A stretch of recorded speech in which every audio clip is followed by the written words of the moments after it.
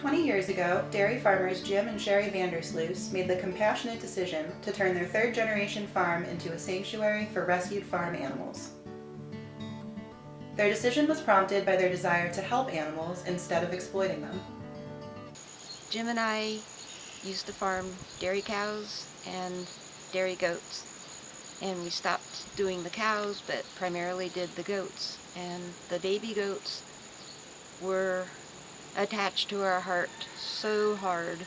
And when we had to have them shipped for meat, when the customers would come and pick out the baby goat that they wanted, they would hog tie it and literally throw it in the back of their truck or their trunk.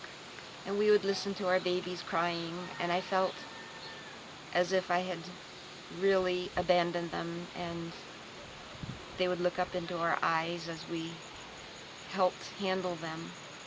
And one day Jim and I were standing at the goat gate and listening to one of our baby goats crying down the road, and it was at that point when literally we looked at each other and we both had tears in our eyes, and we agreed we just couldn't do it anymore. Over the years, Maple Farm Sanctuary has rescued hundreds of animals from abuse, neglect, and abandonment, and given them a permanent, loving home. As a nonprofit sanctuary, our work is never done. Right now, as the winter approaches, we need to buy 3 trailers of hay to feed our animals during the cold months, as well as 1 trailer of shavings for warm bedding.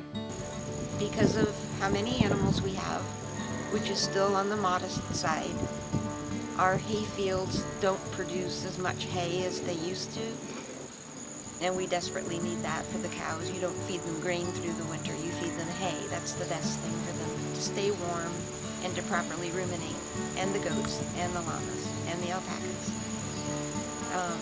and the pigs, but although they don't ruminate.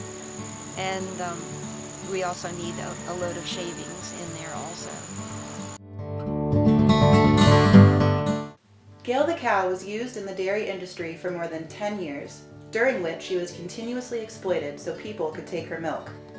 Fortunately, she has spent the last 10 years living in peace and comfort at Maple Farm Sanctuary, where she loves to cuddle with everyone she meets. Harriet the pot-bellied pig was passed around from home to home because no one wanted her. But now she has the perfect home at Maple Farm Sanctuary, living with 2 piggy companions. Put-Put the goat was born on a farm and was going to be disposed of at 10 days old because he was sick. Fortunately, Maple Farm Sanctuary stepped in and has given Put-Put a safe and loving home for over 10 years.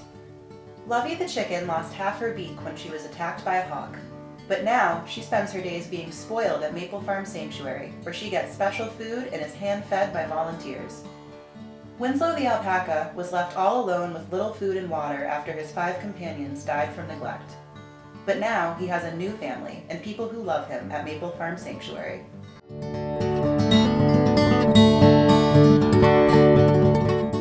I want to thank everyone in advance for their past help and hopefully their future help as we go forward getting the hay and the shavings for this winter and the spring.